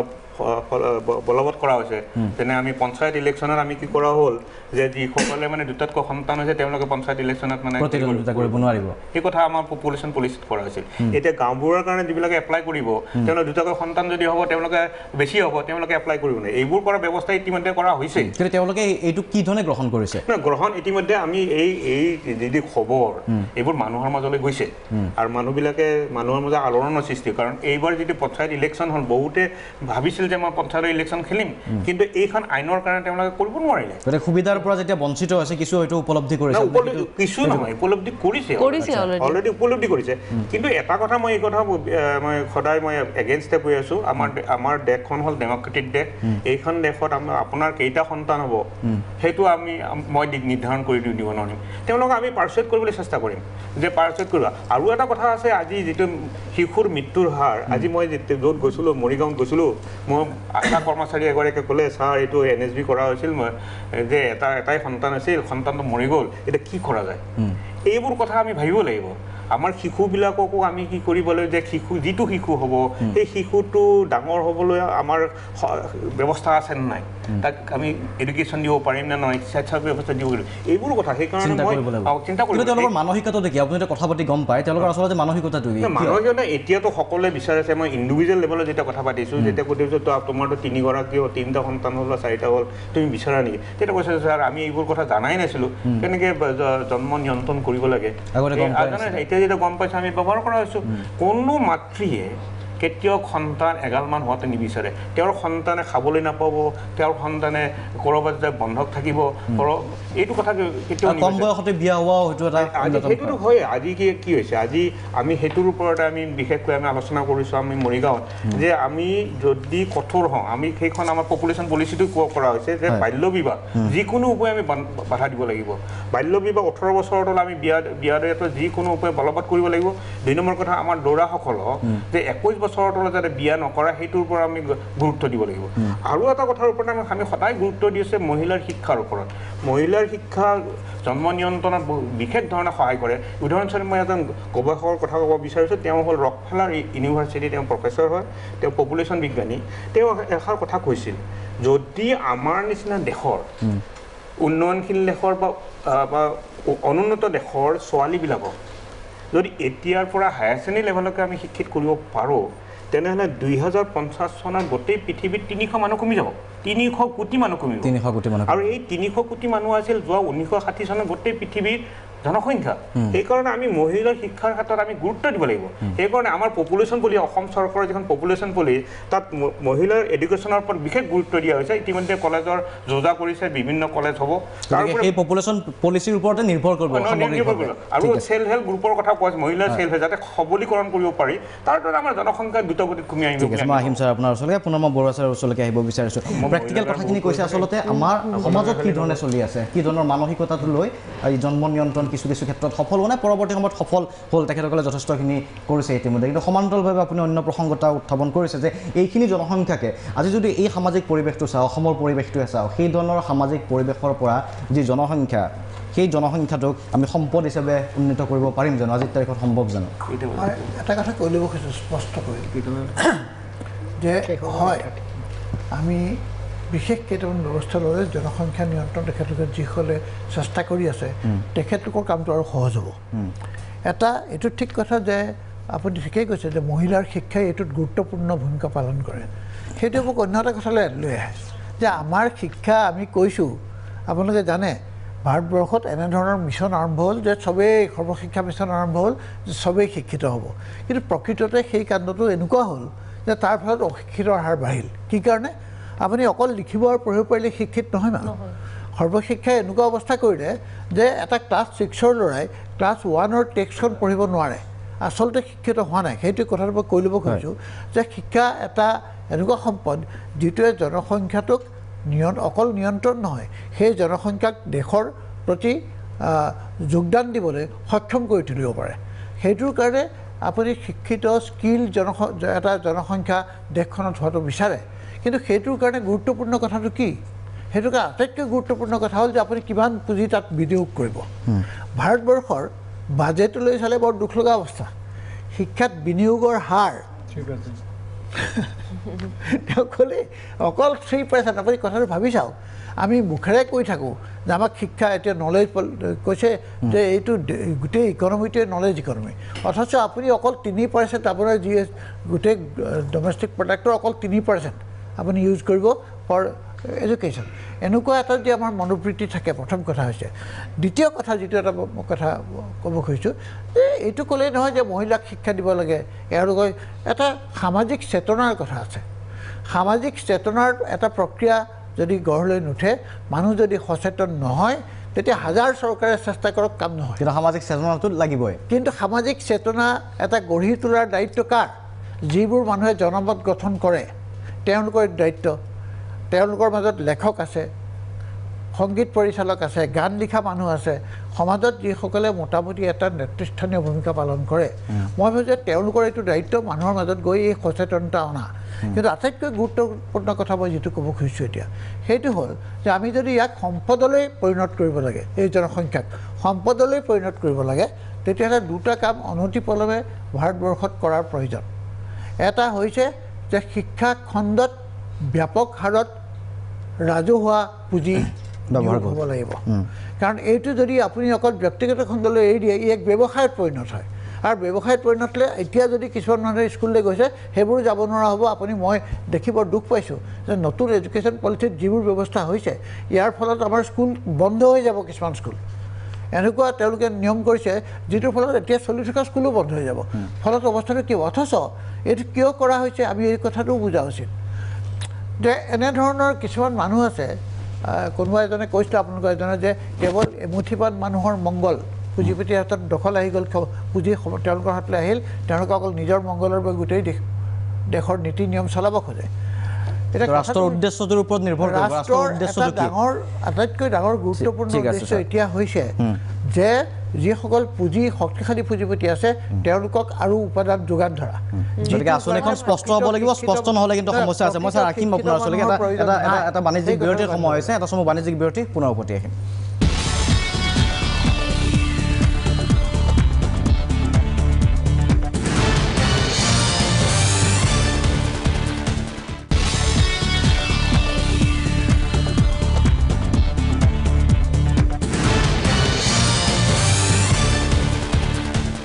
উভতি আছোঁ অনুষ্ঠানৰ পৰৱৰ্তী অংশলৈ মই এবাৰ পুনৰ অদীপ ফুকন ডাঙৰীয়াৰ ওচৰলৈকে আহিব বিচাৰিছোঁ ইতিমধ্যে বিভিন্ন প্ৰসংগ উত্থাপিত হৈছে অসমৰ প্ৰেক্ষাপটতো আমি কথাবোৰ আলোচনা কৰি গৈছোঁ মহিলাৰ শিক্ষাৰ হাৰৰ প্ৰসংগ আছে অন্য কেতবোৰ প্ৰসংগ আছে কিন্তু সেইটোৱে কথা যদি সেই সম্পদ হিচাপে এতিয়া আমি চিন্তা কৰিব দৰকাৰ চিন্তা কৰাৰ প্ৰয়োজন আছে যদিও সেই পৰিৱেশটো হয়তো এতিয়াও হৈ উঠা নাই আমি যদি দেখা পাওঁ যিটো বৰ্ধিত জনসংখ্যা সেই জনসংখ্যাখিনিক আমি সম্পদলৈ কি ধৰণে ৰূপান্তৰিত কৰিম তাৰ কিন্তু চিন্তা চৰ্চাৰ প্ৰয়োজন আছে সম্ভৱ হয়নে নহয় আপোনাৰ দৃষ্টিত সম্ভৱ কোনো বিষয়ে অসম্ভৱ নহয় সকলো সম্ভৱ যদি নেতৃত্ব বা যিসকলে এই ধৰণৰ আঁচনিবিলাক কৰে তেওঁলোকে যদি মানে এটা সুস্থভাৱে কৰে আমি যদি চাওঁ দেখিম যে ভাৰতবৰ্ষত আজি ৩৫ বছৰ তলত 62% ৬২% লোক ৩৫ বছৰ তলত আৰু সেইকাৰণে ভাৰতবৰ্ষক য়ং ইণ্ডিয়া বুলি কয় বিশ্বৰ য়ং ইণ্ডিয়া বুলি ক'লে আজি প্ৰধানমন্ত্ৰী ডাঙৰীয়া বাৰে বাৰে কৈ থাকে যে ভাৰতবৰ্ষ য়ং ইণ্ডিয়া আমি গোটেই পৃথিৱীৰ নেতৃত্ব ল'ম সেইটো শ্লোগান কিন্তু আঁচনিটো কি এই যে ৩৫ বছৰ তলৰ ৬২% লোকক ব্যৱহাৰ কৰিবৰ কাৰণে আমাৰ প্লেন কি এই চাইনাই যদি কৰিব পাৰিছে চাইনাই যদি শ্ৰম শক্তিক ব্যৱহাৰ কৰিছে এটা বিশাল শ্ৰম শক্তি এই বিশাল শ্ৰম শক্তিটোক উৎপাদনৰ ক্ষেত্ৰত আমি ব্যৱহাৰ কৰিছোঁ নে নাই কাৰণ পপুলেশ্যন পেটাৰ্ণটো পপুলেশ্যন বৃদ্ধিটো বৰ ভয়ংকৰ বিষয় যি কাৰণে ৱৰ্ল্ড পপুলেশ্যন ডে আজি 11 জুলাইত লোৱা হৈছিলে সেইটো এটা উদ্দেশ্য আছিলে তাত পপুলেশ্যন বৃদ্ধি হ'লে ইকনমিক কি প্ৰব্লেম আহিব পপুলেশ্যন বৃদ্ধি হ'লে আমাৰ শিশুবিলাকক কি পৰ্যায়লৈকে নিব লাগিব পপুলেশ্যন বৃদ্ধি হোৱাৰ কাৰণে আমাৰ মহিলা সবলীকৰণ কি কৰিব লাগিব সেই বিষয়খিনি সন্মুখত ৰাখি ৱৰ্ল্ড পপুলেশ্যন ডেটো কৰা হৈছিলে কিন্তু এই ক্ষেত্ৰত আমি দেখিছোঁ যে পপুলেশ্যন যিমানে বাঢ়ি যাব যিবিলাক অঞ্চলত পপুলেশ্যন বেছি ভাৰতবৰ্ষৰ দৰে তাতেই আমাৰ অৰ্থনীতিটো সাংঘাতিক অৱস্থা লৈ যায় মাটিৰ পৰিমাণ কমি আহে আমাৰ GDPৰ বা যিবিলাক মানুহ জড়িত হয় বা 50% মানুহেই উৎপাদনশীল ক্ষেত্ৰত জড়িত হৈ যায় গতিকে এই ক্ষেত্ৰত সাংঘাতিক ধৰণৰ ইকনমি অৰ্থনৈতিক ক্ষেত্ৰত ভয়াৱহ সমস্যা হয় কিন্তু মই ব্যক্তিগতভাৱে গোটেই লক্ষ্য কৰি দেখিছোঁ যে এই অৰ্থনীতিৰ ভয়াৱহতাটো নাইকিয়া কৰিবৰ কাৰণে পপুলেশ্যন বৃদ্ধি জনসংখ্যা বৃদ্ধিৰ কাৰণে যিটো অৰ্থনৈতিক ক্ষেত্ৰত আঘাত আনিছে মাটিৰ পৰিমাণ কমি আহিছে উৎপাদনৰ পৰিমাণ কমি আহিছে আমাৰ খাদ্য শস্য উৎপাদন কমি অহাৰ লগে লগে আমি আমদানি কৰিবলগীয়া হৈছে গোটেই বিদেশী মানে আমাৰ পুঁজিৰ বহিগমন হৈছে বা এই গোটেই অৰ্থনীতিৰ এটা ভয়ংকৰ অৱস্থাটোক বন্ধ কৰিবৰ কাৰণে বা কণ্ট্ৰল কৰিবৰ কাৰণে আমাৰ কিন্তু কোনো ব্যৱস্থা কৰা নাই ব্যৱস্থাটো কৰিব লাগিছে অকল পপুলেশ্যন কণ্ট্ৰল মানে এই কিছু কোটি কোটি টকা খৰচ কৰি হেল্থ ডিপাৰ্টমেণ্ট নহয় সেই পইচাটো ব্যৱহাৰ কৰিব লাগিছিলে প্ৰকৃতাৰ্থত শিক্ষাৰ ক্ষেত্ৰত স্বাস্থ্যৰ ক্ষেত্ৰত আৰু বিভিন্ন ধৰণৰ অৰ্থনৈতিক বিষয়বিলাকৰ ওপৰত ঠিক সেই বিষয়টো চাইনা কৰিছে মই ভাবোঁ যে ভাৰতবৰ্ষই যদি চাইনাকে অনুকৰণ কৰিলে কাৰণ চাইনাৰ লগত আমাৰ ডিফাৰেঞ্চ আজি 182 কোটিটো 142 কোটি চাইনা মানুহ আৰু আমাৰ 136 কোটি জনসংখ্যাৰ ফলৰ পৰা 6 কোটি ডিফাৰেঞ্চ গতিকে এই ক্ষেত্ৰত চাইনাই যিবিলাক কৰিছে চাইনাই শ্ৰম শক্তি ব্যৱহাৰ কৰিছে হয় চাইনাই খুব কম মূল্যত শ্ৰম শক্তি ব্যৱহাৰ কৰে কম মূল্যত শ্ৰম শক্তি ব্যৱহাৰ কৰিলেও তেওঁলোকে কিন্তু এই শক্তিটোক তেওঁলোকে ব্যৱহাৰ কৰিছে আৰু মই এইকাৰণে ভাবোঁ যে আমি ভাৰতবৰ্ষত এই গোটেই ব্যৱস্থাটো যদি কৰা যায় যে এই শ্ৰম শক্তি যদি প্ৰপাৰলি ব্যৱহাৰ যদি কৰা যায় ই এটা ইকনমিক ডেভেলপমেণ্ট হ'ব আৰু এই ক্ষেত্ৰত এটা আমি সমস্যা নহয় এই জনসংখ্যাৰ বিস্ফোৰণটো সমস্যা নহয় সম্পদলৈ ৰূপান্তৰিত হ'ব আৰু সেই ক্ষেত্ৰত মই ভাবোঁ যে ভাৰতবৰ্ষৰ কথা মই নাভাবোঁ অসমৰ কথা যদি ভাবোঁ যে অসমৰ যিটো পপুলেশ্যন এই অসমৰ পপুলেশ্যনটো যদি বৰ সাংঘাতিক পপুলেশ্যন হয় চাব গ'লে পপুলেশ্যন বহুত বেছি হয় কিন্তু তথাপি এইখিনি আমি ব্যৱহাৰ কৰিব পাৰোঁ এই মানুহখিনি ব্যৱহাৰ কৰিবৰ কাৰণে সাংঘাতিক আমি পপুলেশ্যন বাঢ়িল কাৰণে আমি চহৰলৈ ঠেলি দিওঁ চহৰত মানুহ আছে কিমান 29 লাখ মানুহ এই 29 লাখ চহৰবাসীকে লৈ পেলাই যদি আমি 3 কোটি 32 লাখৰ ছবিটো দেখুৱাই থাকোঁ সেইটো উচিত হয় নহয় গতিকে এই গোটেই ছবিটো লৈ পেলাই আমি অলপ ধৰ্মীয় দৃষ্টিভংগীৰে আমি কিন্তু বাৰে বাৰে কথা চহৰত মুছলমান আছে মুছলমান গুৱাহাটীত 29 লাখ মুছলমান মানুহে চহৰ অঞ্চলত থকা যে মুছলমানৰ পপুলেশ্যন বেছি হ'ব চহৰত আছে 29 লাখ মানুহক লৈ পেলাই আমি যদি ভবাটো উচিত নহয় গতিকে এই মানুহখিনিক ব্যৱহাৰ কৰিবৰ কাৰণে আমাৰ আঁচনিটো কি মই ব্যক্তিগতভাৱে ভাবোঁ যে এই ক্ষেত্ৰত যদি আমি এই শক্তিটোক ব্যৱহাৰ কৰিব পাৰোঁ বিভিন্ন ক্ষেত্ৰত বিভিন্ন উৎপাদনশীল ক্ষেত্ৰবিলাকত সি কৃষিৰ ক্ষেত্ৰত হ'ব পাৰে পশুপালন ক্ষেত্ৰত হ'ব পাৰে বিভিন্ন ক্ষেত্ৰত বহুত বিষয় আছে সেই বিষয়ৰ ক্ষেত্ৰত আমি যদি ব্যৱহাৰ কৰোঁ আজি মেডিচিন মানে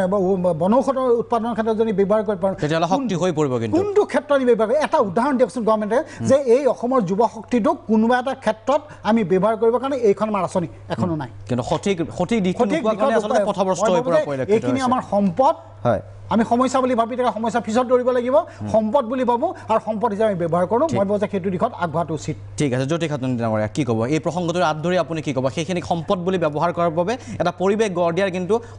এটা সজোৰে দাবী উত্থাপন হ'ব লাগিব আচলতে আমি যিটো কথা কৈছে বিভেদৰ ৰাজনীতি চলি আছে বিভেদৰ ৰাজনীতি চলি থাকিলে কিন্তু সামগ্ৰিক উন্নয়ন নহ'ব প্ৰথমতে ভাৰতীয় যিটো ৰাষ্ট্ৰীয় ব্যৱস্থা তাত ৰাজ্যবিলাকৰ খুব কম নিয়ন্ত্ৰণ থাকে ধৰি লওক আমাৰ যিটো আপুনি শেহতীয়া বাজেট দেখিব তাত চৰকাৰৰ অসম চৰকাৰৰ তাত অৱদান অতি কম টকাৰ ফালৰ পৰা মই কৈছোঁ দ্বিতীয় কথাটো হ'ল কি অসমৰ দৰে এখন ক্ষুদ্ৰ ৰাজ্যই একেবাৰে সম্পূৰ্ণৰূপে নিজৰ এটা অৰ্থনৈতিক আঁচনি গঢ়ি তুলিব নোৱাৰে এইটো অসম্ভৱ কথা দ্বিতীয় কথাটো হ'ল চীনৰ এটা উদাহৰণ আহি আছে ডক্টৰ ইলিয়াছ আলী ডাঙৰীয়াই কৈছে যে ভাৰত এখন গণতান্ত্ৰিক দেশ আমাৰ পদ্ধতিটো গণতান্ত্ৰিক আপুনি চীনৰ এটা ষ্টুডিঅ'ত বহি আজিলৈকে চীনা চৰকাৰক সমালোচনা কৰা আমি কোনেও শুনা নাই চীনৰ সংবাদ মাধ্যমত আমি কেতিয়াও তেওঁৰ ৰাষ্ট্ৰপতিৰ এটাও সমালোচনা পঢ়িবলৈ পোৱা নাই গতিকে সেই পদ্ধতিটো আপুনি সমৰ্থন কৰিব নিবিচাৰে যিটো পদ্ধতি মই একেবাৰে সমৰ্থন কৰিব নিবিচাৰোঁ আমাৰ পদ্ধতিটো বেলেগ আমাৰ পদ্ধতিটোত প্ৰথম পদ্ধতিটো অসমৰ দৰে ৰাজ্যৰ ক্ষেত্ৰত এনেকুৱা হ'ব লাগিব যে আমাৰ ৰিচোৰ্চটো কি আমি কিমানখিনি কাম নিজে কৰিব পাৰোঁ কিমানখিনি কাম আমি কেন্দ্ৰীয় চৰকাৰৰ পৰা বিচাৰিব পাৰোঁ সেই কথাটো আজিৰ তাৰিখত অসমত কাৰো ওচৰত ক্লিয়াৰ নহয় যে আমাৰ ৰিচোৰ্চ কি আছে আমি কিমানখিনি পাৰিম কিমানখিনি নোৱাৰিম ৰাষ্ট্ৰৰ যিটো অৰ্থনৈতিক নীতি তাৰ লগত আমাৰ ৰাজ্যৰ অৰ্থনৈতিক নীতিটোৰ কোন টুকুৰাত মিল আছে কোন টুকুৰাত মিল নাই আমি দেখিছোঁ যে আমাৰ আঞ্চলিকতাবাদী যিবিলাক শক্তি আছিল সেইবিলাক বৰ আচৰিত ধৰণেৰে এটা ৰাষ্ট্ৰীয়বাদী শক্তিৰ লগত মিলি গ'ল গতিকে আমি এতিয়া আঞ্চলিকতাবাদৰ কথা ক'বলৈ যাওঁতে আমি বিভিন্ন ধৰণৰ সমস্যাৰ সন্মুখীন হওঁ আগৰ জোৰটো আমাৰ নাই গতিকে এই বস্তুবিলাকৰ পৰিপ্ৰেক্ষিতত আমাৰ নীতিবিলাক নিৰ্ধাৰণ কৰিবলৈ যোৱাৰ আগতে আমি আমাৰ সীমাবদ্ধতাবিলাক জানি ল'ব লাগিব অঞ্চলভিত্তিক সম্পদৰ ওপৰত অঞ্চলভিত্তিক অধিকাৰৰ কথা আহিব কিন্তু অঞ্চলভিত্তিক অধিকাৰৰ কথা আহিলে ধৰি লওক এনেকুৱা ধৰণৰ কথা আমাক এটা ৰিফাইনেৰী দিলে সেই ৰিফাইনেৰীটোত কাম কৰিবলৈ আমাৰ মানুহ আছেনে নাই তাত ধৰি লওক গ্ৰেড 4 গ্ৰেড 3 মানুহখিনিয়ে কাম কৰিব পাৰিলে অলপ বাকী মানুহখিনিয়ে কাম আনকি ৰিফাইনেৰী ৰ মেটেৰিয়েলটো অসমে দিব পাৰে নে নোৱাৰে সেই ৰ মেটেৰিয়েলটো প্ৰডিউচ কৰিবলৈ আমাৰ হাতত আমাৰ টেকনলজিকেলি আমাৰ মানুহ সাফিচিয়েন্ট আছে নাই সেইটো আমি জাৰ্মানীৰ পৰা আকৌ কিনি আনিব লাগিব বিদেশী গেছ ক্ৰেকাৰৰ ক্ষেত্ৰতে বহুতে অভিযোগ কৰে যে গেছ ক্ৰেকাৰ হ'ল কিন্তু তাত কিমান থলুৱা মানুহে তেনেকুৱা ধৰণৰ বস্তুবিলাক আছে আমি এতিয়া অসম আন্দোলন কৰিলোঁ ধৰি লওক ইমান আন্দোলন কৰিলোঁ কৰি নিশ্চয় IIT-টো অসম আন্দোলনৰ প্ৰডাক্ট IIT-ত আমাৰ অসমীয়া প্ৰকৃত অসমীয়া কেইজন মানুহৰ অধিকাৰ আছে IIT-য়ে কোনকেইটা কাম কৰিছে যিকেইটা কাম আমি অসমীয়া মানুহে নিজৰ বুলি কওঁ আপুনি ওচৰৰ এটা উদাহৰণ তথ্য এনেবোৰ প্ৰসংগ আছে এই প্ৰসংগবোৰ নীতিৰ ওপৰত নিৰ্ধাৰণ কৰিব আচলতে আমি কি নীতিৰ ওপৰত বিচাৰে কি নীতিৰে চলিব বিচাৰিম এটা সময় বাণিজ্যিক বিৰতি পুনৰ উভতি আহিম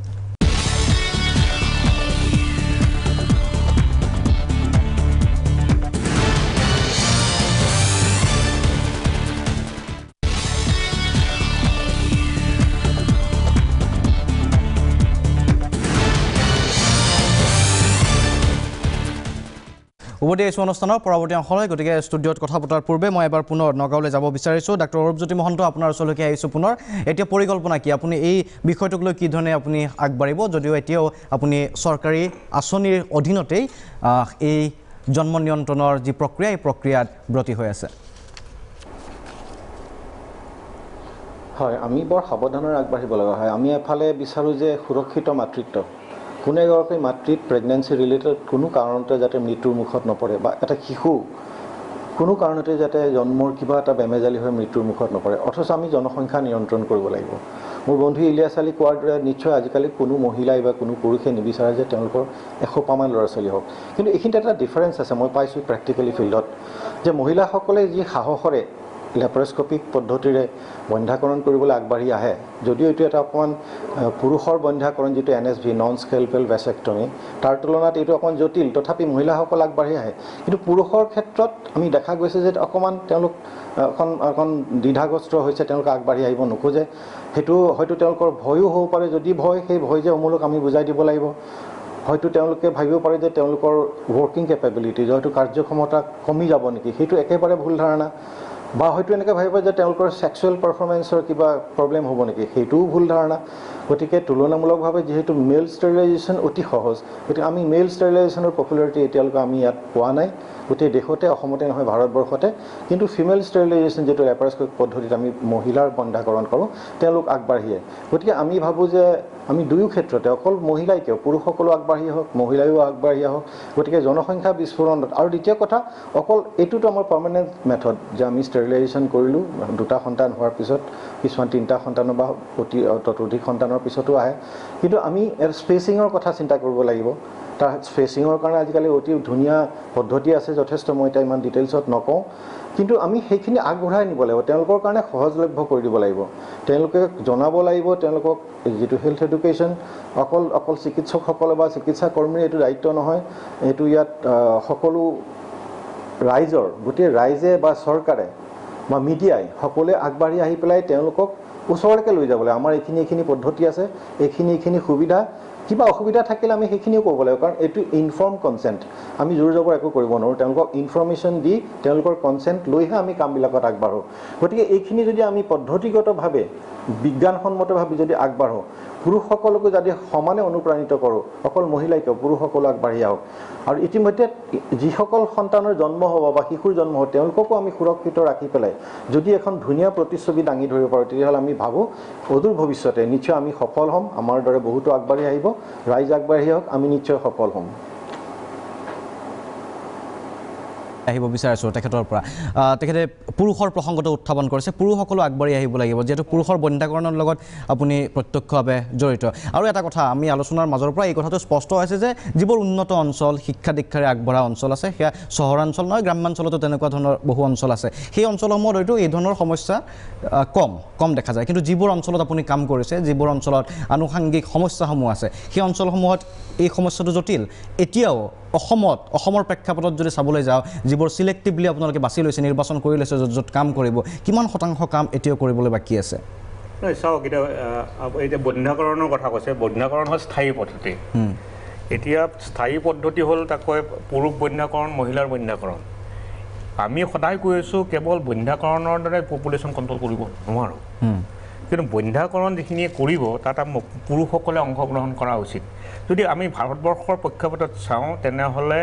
পুৰুষসকলে বন্ধ্যাকৰণৰ ফালে আগবাঢ়ি নাহে ইয়াৰ কাৰণ বহুতো আছে তাৰ ভিতৰত অৰ্থনৈতিক সুবিধাও দিয়া হয় নেকি অৰ্থনীতি 2000 টকা দিয়া হয় 2000 টকা দিয়া কিন্তু তৎসত্ত্বেও মানুহ আগবাঢ়ি নাহে ইয়াৰ মূল কাৰণ হ'ল আমি দেখিছোঁ যে তেওঁলোকৰ মহিলাসকলে বাধাৰ সৃষ্টি কৰে তুমি যাব নালাগে তোমাৰ যদি স্বাস্থ্য অৱনতি হয় ঘৰখন কোনে চাব মোৰ ল'ৰা ছোৱালীক কোনে পোহপাল দিব মহিলাবিলাকো এই ক্ষেত্ৰত আমাৰ পুৰুষসকলেতো ভয় খায়েই পুৰুষসকল আহিবই নোখোজে কিন্তু মহিলাসকলে কয় ভাবে যে মোৰতো বিভিন্ন ব্যৱস্থা আছে মই টেবলেট খাব পাৰোঁ কপাৰটি ব্যৱহাৰ কৰিব পাৰোঁ নহয়তো অপাৰেশ্যন কৰিব পাৰোঁ সেইকাৰণে তুমি কিয় যাব লাগে তুমি গ'লে ঘৰখন কিবা কাৰণ কিবা এটা হৈ গ'ল তোমাৰ মোৰ ঘৰখন কোনে চাব মোৰ ল'ৰা ছোৱালীক কোনে পাব এইটো এটা ডাঙৰ বাধাৰ সৃষ্টি হয় তাৰ মাজতো পুৰুষসকলে আগবাঢ়ি আহিছে আৰু এইটো সঁচাই আমাৰ কাৰণে আশাব্যঞ্জক বুলি ভাবোঁ কিন্তু মই সদায় কৈ আছোঁ যে কেৱল বন্ধ্যাকৰণেই স্থায়ী বন্ধ্যাকৰণে আমাৰ পপুলেশ্যন কণ্ট্ৰল কৰিব নোৱাৰিম এতিয়া সেইকাৰণে ভাৰত গভৰ্ণমেণ্ট চৰকাৰৰ ফালৰ পৰা এই স্পেচিং যিটো দুটা সন্তানৰ মাজত যিটো স্পেচ ব্যৱধান সেইটো বঢ়াবৰ কথা চেষ্টা কৰিছে অস্থায়ী পদ্ধতিৰ কথা ভাবিছে কাৰণ আমি যদি চাওঁ ৱৰ্ল্ডৰ প্ৰেক্ষাপটত যদি চাওঁ পুৰুষ বন্ধ্যাকৰণ আৰম্ভ হৈছিল চীন দেশত এতিয়া লাহে লাহে ফেজ আউট কৰিছে তেওঁলোকে টেম্পৰাৰী মেথডৰ পৰা আগবাঢ়ি গৈছে যদি আপুনি ইণ্ডোনেছিয়াৰ কথা ভাবে ইণ্ডোনেছিয়াত তাতে 87% মুছলমান মানুহ তাত দেখা গ'লো কোনো বন্ধ্যাকৰণ পদ্ধতি প্ৰায় নায়েই কিন্তু তেওঁলোকে কি হ'ল অস্থায়ী পদ্ধতিৰ দ্বাৰা তেনে জনসংখ্যা নিয়ন্ত্ৰণ কৰিছে আমাতকৈ বহুত আগত আগবাঢ়ি গৈছে তেওঁলোকৰ প্ৰজনন ক্ষমতা আমাতকৈ বহুত কম গতিকে কেৱল ইছলাম ধৰ্মৰ দোহাই দিলে কথাটো নহ'ব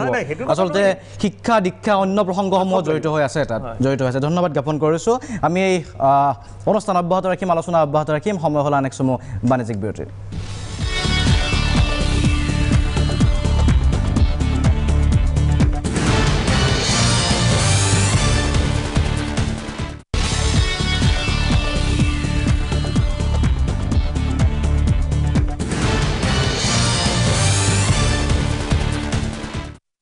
উভতি আহিছোঁ অনুষ্ঠানৰ শেষ অংশলৈ এইবাৰ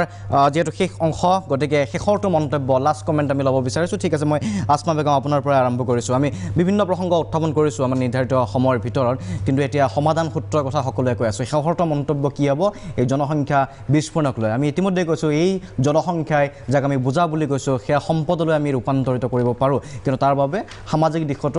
সামাজিক দিশৰ লগত জড়িত ব্যক্তিসকলো সচেতন হ'ব লাগিব ঠিকেই কৈছে ইয়াৰ আগৰ আমাৰ ইলিয়াছ দাই কৈ গৈছে যে এই ক্ষেত্ৰত বৃদ্ধকৰণে আমাৰ এটা মেইন প্ৰব্লেম হেৰি নহয় চলিউশ্যন নহয় সেইটো ময়ো কৈছোঁ যে বৃদ্ধকৰণ বা পপুলেশ্যন কণ্ট্ৰল কৰা এটা মানে পাৰ্মানেণ্ট চলিউশ্যন নহয় বাট এই ক্ষেত্ৰত তেওঁ আৰু এটা কথা কৈছে মহিলাসকল যথেষ্ট আগবঢ়া হয় মহিলাসকল আগবঢ়া মহিলাসকলক সদায় কৰা হয় যে তেওঁলোকক শিক্ষিত কৰিব লাগে হয় তেওঁলোকক আমাক মহিলাসকলক যিসকল চহৰ অঞ্চলত থাকে বা গাঁৱত টাউনত থাকে বা চহৰত থাকে তেওঁলোকক শিক্ষিত হ'বই লাগে every person should B A graduate person সকলো মানুহ গ্ৰেজুৱেট যেতিয়া হ'ব তেওঁলোকক আৰু আমি একো শিকাই থাকিব নালাগে যে এইটো কৰ সেইটো কৰ তেওঁলোকে নিজে নিজে শিক্ষিত হ'ব তাৰ কাৰণে আমাৰ কি হয় যথেষ্ট পৰিমাণৰ এৱাৰনেছ প্ৰগ্ৰামৰ এৱাৰনেছৰ দৰকাৰ আছে আৰু সেই তেনেকুৱা ধৰণৰ কেতিয়াবা সুবিধা পালে আপোনালোকে নিশ্চয় সামাজিক ব্যক্তি হিচাপে সহায় কৰিব কিছুমান হেৰি কৰোঁৱেই গতিকে আমি এই ক্ষেত্ৰটোত বহুত ট্ৰেছ দিব লাগিব য'ত আমাৰ লেগ বিহাইণ্ড কিছুমান ফেচিলিটিছ আছে উই have to give that kind of facilities so that our society will go ahead even though sare dadai kole kisuman niti the projects nitir proyojon ase aru logote সকলো একেলগে আগবাঢ়ি আহিব লাগিব জ্যোতি খাটনিয়া ডাঙৰীয়া কি ক'ব শেষৰটো মন্তব্য চমুকৈ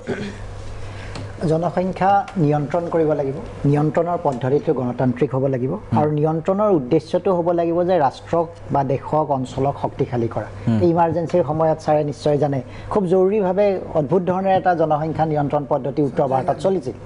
যাৰ কাৰণে দলটোৱে মানে সাংঘাতিক ধৰণৰ কথা হ'ল সেনেকুৱা পদ্ধতি নহ'ব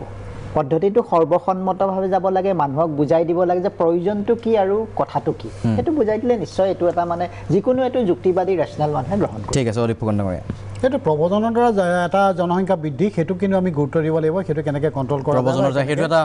মূল সমস্যা হিচাপে ভাৰতবৰ্ষত এটা আছে বিষয় বা আমি অসমৰ এংগলত যদি যাওঁ সেইটো এটা প্ৰায়ৰিটি দিবলগীয়া বিষয় দ্বিতীয় কথা কি যে এই স্বাস্থ্য সন্মানভাৱে যিমানবিলাক কাম কৰে স্বাস্থ্য বিভাগে এইটো এটা জেনেৰেশ্যন পিছৰ জেনেৰেশ্যনটো কি হ'ব মই এই কথাত বিশ্বাস নকৰোঁ মই বিশ্বাস কৰোঁ যে ইকনমি ডেভেলপমেণ্ট কৰিব লাগিব সেই অঞ্চলবিলাকৰ এডুকেশ্যন ডেভেলপমেণ্ট কৰিব লাগিব আৰু এই যুৱ শক্তিটোক বিশেষকৈ এই যুৱ শক্তিটোক আমি যদি ব্যৱহাৰ কৰিব পাৰোঁ প্ৰপাৰলি ব্যৱহাৰ কৰিব পাৰোঁ এইটো সম্পদ হিচাপে ব্যৱহাৰ কৰিব পাৰোঁ শেষৰটো মন্তব্য ছাৰ চমুকৈ এটা কথা স্পষ্ট আমাৰ কথাৰ পৰা ওলাই পৰিছে এইটো যে কেৱল বন্ধ্যাকৰণ বা জন্ম নিয়ন্ত্ৰণ ইয়াৰ দ্বাৰা আমি এই সমস্যাৰ সমাধান কৰিব নোৱাৰোঁ এতিয়া প্ৰথম কথাটো হৈছে যেতিয়ালৈকে শিশুৰ মৃত্যুৰ হাৰ কমাব নোৱাৰোঁ তেতিয়ালৈকে কিন্তু মাক বাপেকৰ মনত এই চিন্তাটো থাকে মোৰ দুটা ল'ৰা আছে এটা মৰি গ'লে কি হ'ব এইবোৰ চিন্তা আছে এটা কথা আমি কৰিব পাৰিব লাগিব 2 নম্বৰ আমি যদি অবজেক্টিভ পৰলৈ চাওঁ যে এতিয়া এই বছৰ যেতিয়া আমি ৱৰ্ল্ড পপুলেশ্যন ডে চেলিব্ৰেট কৰিছোঁ কি অবজেক্টিভ বৰ ইণ্টাৰেষ্টিং কথা যে ফ'কাছটো এইবাৰ আছিল যে যিখিনি ইউথ বুলি কৈছোঁ যে ইউথ অফ বোথ জেণ্ডাৰ্ছ তেওঁলোকক এম্পাৱাৰ কৰিব লাগে আৰু তেওঁলোকক এম্পাৱাৰ কৰিবৰ কাৰণে আটাইতকৈ গুৰুত্বপূৰ্ণ কথা কি to offer detail knowledge about sexuality and delayed marriages আমাৰ সমাজত এতিয়াও ছেক্সুৱেলিটি সম্পৰ্কে শিক্ষা দিয়াৰ বিশেষ ব্যৱস্থা হোৱা নাই মই ভাবোঁ এইটো কৰা দৰকাৰ 3 নম্বৰ কথা হৈছে যে মানুহৰ মাজৰ পৰা এইটো কথা মই আগতে উনুকিয়াই গৈছিলোঁ যে জেণ্ডাৰ ষ্টেৰিঅ'টাইপ আঁতৰাব লাগিব সেইটোৰ কাৰণে মই আগতে কৈছোঁ সামাজিক চেতনা আনিব লাগিব কিন্তু আটাইতকৈ গুৰুত্বপূৰ্ণ কথা অসমৰ নিচিনা ৰাজ্য এখনৰ কাৰণে যে নিজৰ সম্পদৰ ওপৰত ইয়াৰ স্থানীয় লোকৰ অধিকাৰ আছে নে নাই এইটো নহ'ব যে আপোনাৰ জলসম্পদ কেন্দ্ৰই লৈ গুচি যাব আপোনাৰ জনসংখ্যা বাঢ়ক কমক সেইটোৱে সমস্যাৰ সমাধান নকৰে জনসংখ্যাৰ লগত আপোনাৰ সম্পদক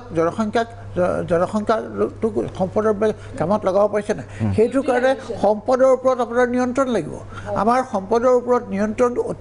এতিয়া অত্যন্ত দুখ লগা অৱস্থা পাইছে যে ইয়াতে যদি আনকি আপোনাৰ লোকেল ৰাজ্যৰ যিটো চৰকাৰ আছে এই চৰকাৰটো কেন্দ্ৰৰ বহুতীয়া চৰকাৰৰ নিচিনা হৈছে গতিকে ফলত কি হৈছে যে যিবোৰ আঁচনি কেন্দ্ৰই লয় সেই আঁচনিবোৰ আমাৰ অসমৰ থলুৱা লোকৰ স্বাৰ্থত পৰিচালিত হৈছে নাই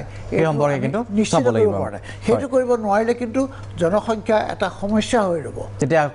কিন্তু সম্পদ হৈ নাথাকে আৰু সম্পদ হৈ নাথাকে মই ক'ব খুজিছোঁ যে আমি এইটো কথা মানি ল'ব লাগিব বিকাশৰ লক্ষ্য